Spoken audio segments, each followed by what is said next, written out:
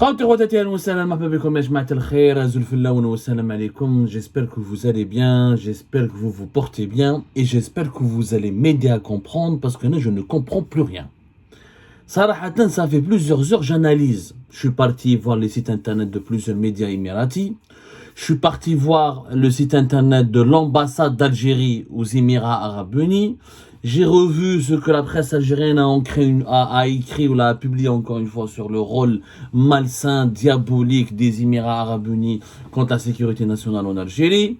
J'ai suivi un petit peu la fin de la visite du général Al-Burhan qui a quitté hier le 29 janvier 2024 l'Algérie alors qu'il était en visite pendant 24 heures en Algérie, comment il a été accueilli par Abdelmadjid Tebboune, ou comment, je rappelle que le général Al-Burhan, c'est le chef d'État du Soudan actuel, chef d'État contesté d'un Soudan en guerre civile depuis la mi-avril 2023. Il est le président du Conseil de souveraineté du Soudan, qui est un organisme de transition, mais il reste le chef d'État. Il fait face à une guerre civile. Il y a une opposition menée par des forces paramilitaires dirigées par un général qui était allié avec lui, qui lui maintenant est devenu son rival, qui est le général Dagalo.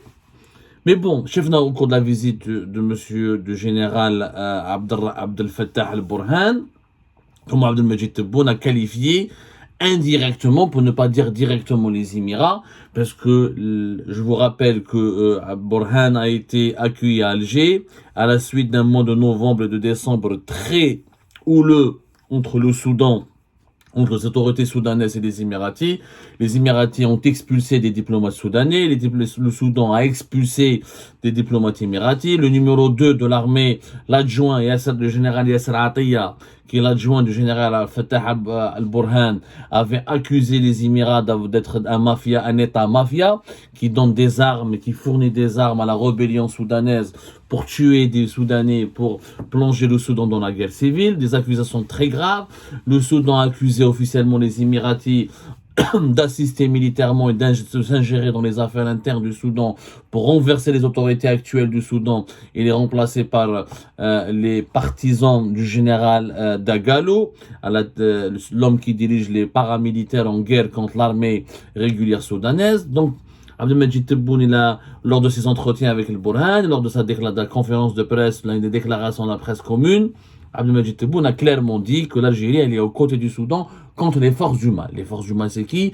C'est les Émiratis, puisque Abdel Fattah al-Burhan a lui-même dit que le Soudan fait l'objet d'une conspiration internationale menée par des puissances étrangères et il a fait allusion directement lui aussi aux Émiratis. Donc, la question qui se pose, c'est que Chefna, depuis 24 heures, vous pouvez voir la presse algérienne, publique comme privée, des comptes rendus, des articles très virulents contre les Émirats Arabes Unis. Donc, c'est un nouvel épisode dans la guerre que livre l'Algérie aux Émirats, ou là dans la guerre algéro-émirative. On va partir du postulat que les autorités algériennes ne se trompent pas en Mchekes Boualine et que les dirigeants émiratis, eux aussi, lancent des offensives hostiles contre l'Algérie. Mais maintenant, dans ce contexte totalement irrationnel et dans lequel on n'y comprend plus rien, où l'Algérie ne cesse d'accuser les Émirats Arabes Unis, alors que les Émirats Arabes Unis ne réagissent toujours pas. Ça, ce qui est intriguant, mais ça, on va l'analyser plus tard dans une autre émission, c'est quand même, il y a le point le plus intriguant dans ce conflit, dans cette crise algéro-émiratie, dans ce conflit, ce n'est plus une crise, c'est un conflit, parce que l'Algérie, maintenant, elle est aux côtés du Soudan, qui est en guerre officiellement contre les alliés des Émirats, et qui a pratiquement accusé les Émiratis de l'attaquer, de financer, d'armer les personnes, les factions, les milices armées qui veulent déstabiliser, saccager le Soudan. L'Algérie qui assimile les Émirats aux forces du mal. Mais force est de constater, encore une fois, il y a un point totalement intriguant, c'est que l'ambassadeur des Émirats Arabes Unis est toujours à Alger. Et l'ambassadeur algérien, il est toujours à Abu Dhabi. Les relations diplomatiques entre l'Algérie et les Émirats n'ont pas été rompues, n'ont pas été gelées. Je ne comprends plus rien. Pour l'Espagne, on a gelé nos relations avec l'Espagne, on a pratiquement rompu. L'ambassadeur algérien à Madrid a été rappelé, l'ambassadeur espagnol n'a pas été expulsé, mais les relations commerciales ont été gelées. Les vols aériens entre l'Algérie et l'Espagne ont été réduits à leur strict minimum entre mars et juin 2022 jusqu'à la fin de l'année 2023. On a eu une année et demie de crise ouvertement assumée par le pouvoir algérien face à Madrid, face à l'Espagne, parce que l'Espagne s'est alignée sur la position marocaine dans le dossier du Sahara occidental. Rappelez-vous, c'était la crise algéro-espagnole qui avait commencé fin mars 2022 et qui a pris une dimension totalement alarmante à partir du mois de juin 2022, lors d'un conseil de sécurité. Abdelmadjid Tebboune, le président algérien, a décidé de geler tous les traités d'amitié, le principal traité d'amitié qui lie l'Algérie et l'Espagne, et de geler les relations économiques, de boycotter les produits espagnols et de réduire significativement les liaisons aériennes entre les deux pays, entre l'Algérie et l'Espagne. L'Espagne, elle s'est juste alignée sur les positions du Maroc. Elle n'a pas comploté officiellement, elle n'a pas été accusée officiellement de comploter contre l'Algérie. Elle n'a pas été accusée de fournir des armes à des factions hostiles pour déstabiliser l'Algérie. Elle n'a pas été accusée de financer des campagnes de dénigrement, de déstabilisation ou de manipulation de l'opinion publique nationale et internationale pour nuire aux intérêts de l'Algérie. Et malgré cela, l'Espagne a reçu un traitement très musclé de la part de l'Algérie. Les Émirats, mis à part des accusations à peine voilées, les dirigeants algériens n'osent jamais prononcer le mot des Émirats. Abdelmadjid Tebboune, il parle des forces du mal, mais il ne prononce pas le nom des Émirats arabes unis. Lors du dernier conseil de sécurité, les Daïrof et Alger, au début de ce mois de janvier 2024, on parle d'un pays frère qui fait des manœuvres hostiles, d'un pays arabe frère hostile. Mais voilà, c'était le 10 janvier, 2024. Mais le mot Émirats arabes unis n'a pas été encore une fois prononcé. On a à cette histoire. Sincèrement, c'est devenu intriguant. C'est devenu extrêmement grave qu'un État comme l'Algérie, qui n'est pas censé être n'importe quel pays, qu'on le veuille ou non, nous avons une histoire, nous avons un passé glorieux, nous étions quand même un pays qui compte sur la scène africaine et la scène arabe, pilier fondamental parmi les pays piliers de l'Union africaine, parmi les pays les plus importants de la Ligue arabe.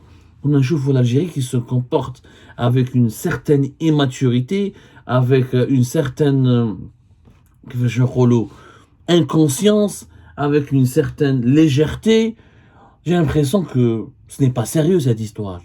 Attendez, mais ça fait une année, voire 2 ans depuis 2022, il y a une cabale et des attaques permanentes des autorités algériennes, d'abord des médias algériens privés et semi-privés et des médias qui sont affiliés au régime algérien.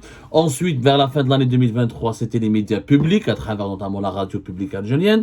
Ensuite, nous avons eu Louisa Hannoun, mi-décembre 2023, elle sort de chez Tebboune, elle était à la présidence de la République lors d'une audience qui lui a été accordée. Elle a fait des aveux extrêmement graves où elle dit que Tebboune lui a confirmé qu'il était au courant et conscient du rôle dangereux et pernicieux des Émirats arabes unis contre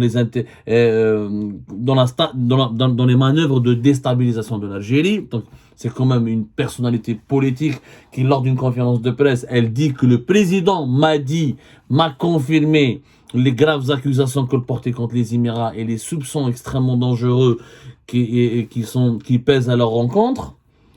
Et nous avons commencé ensuite l'année 2024 par un conseil de sécurité qui fait allusion aux Émirats, mais personne sans les citer encore une fois. Mais, pourquoi l'Algérie n'ose pas rompre ses relations avec les Émirats? Je ne comprends pas. Pourquoi avons-nous encore des relations avec les Émirats arabes unis? La question, elle est simple. Je ne comprends pas pourquoi aucun journaliste dit في Alger mais يحكم téléphone ولا يروح ministère des Affaires étrangères ولا يبعث la présidence. Pourquoi avons-nous encore des relations avec les Émirats arabes unis? Alors, vous allez voir le site de l'ambassade d'Algérie aux Émirats arabes unis, l'ambassadeur actuel, Omar Freitah. Voilà, Omar Freitah. Il a été agréé, il a été accrédité depuis le mois d'août 2023. Il a été reçu d'ailleurs le 17 août 2023 par le vice-premier ministre, le ministre de la Cour, présidentielle, Son Altesse Cheikh Mansour Ben Zayed Al Nahyan, qui est un parent, un cousin à l'actuel président des Émirats Arabes Unis, Mohammed Ben Zayed Al Nahyan, l'homme fort des Émirats Arabes Unis. Il lui a même remis une lettre de la part de Abdelmajid Tebboune, dans cette lettre, on n'a pas le résumé. Ça, c'est le texte de l'agence de presse Emirati. Vous pouvez, les Imarat, wam.ae,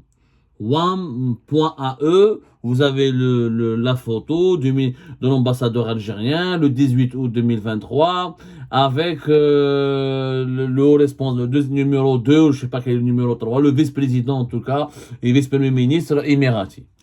Kane, le site de l'ambassade de l'Algérie aux Émirats, mais rien à signaler, des annonces, des résumés sur les activités de la diplomatie algérienne, كلمة السفير راهي ثما ما زالت كلمة السفير يعني l'ambassadeur il a laissé un mot sur le site de l'ambassade, on voit sa photo, il n'y a aucun problème, il n'y a pas de يعني les activités protocolaires et diplomatiques entre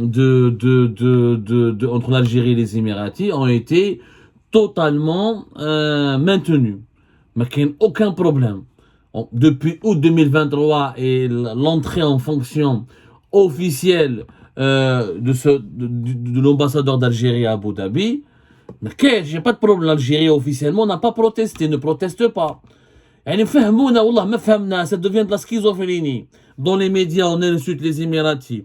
Dans les conférences et les rencontres politiques, on les diabolise et on les accuse de tous les maux, de tous les complots et on les présente comme des ennemis extrêmement dangereux. Et sur le plan diplomatique et protocolaire, la hayatan liman tunadi. Il n'y a pas de problème. Oh, il n'y a pas de rupture. Il n'y a même pas l'option de rompre les relations diplomatiques avec les Émirats n'est même pas posée, en tout cas dans le circuit officiel, de façon officielle. L'ambassadeur émirati est toujours à Alger. On n'entend pas parler beaucoup de lui, mais il est toujours à Alger.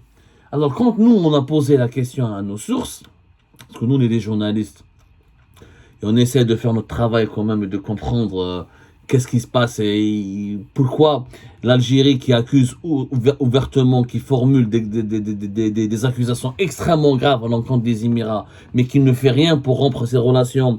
Alors pour beaucoup moins grave que cela, elle a gelé ses relations avec l'Espagne, elle a rappelé son ambassadeur en France, la France, elle a diffusé juste un documentaire en 2020.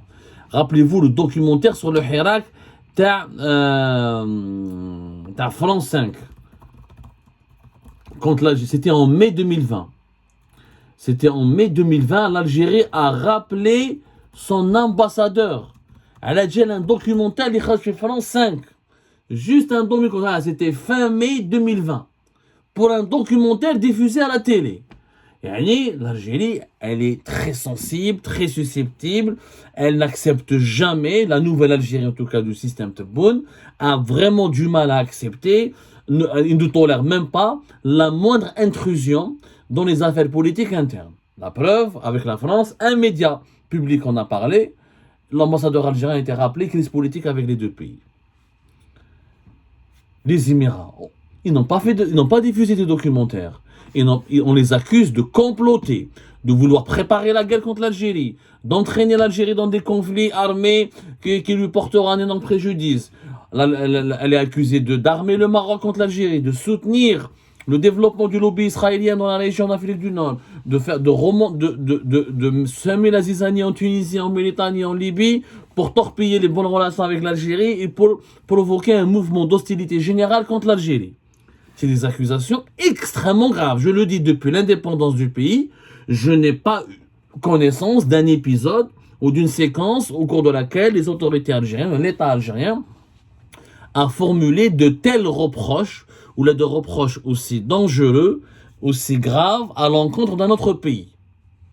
C'est la première fois que nous avons que les autorités algériennes, que l'État algérien se retrouve dans une telle posture la posture de l'accusateur. Et pourtant, les relations diplomatiques, ça se passe bien. En tout cas, sur le plan formel. Nous qui سقسينا nos sources, واش قالوا لنا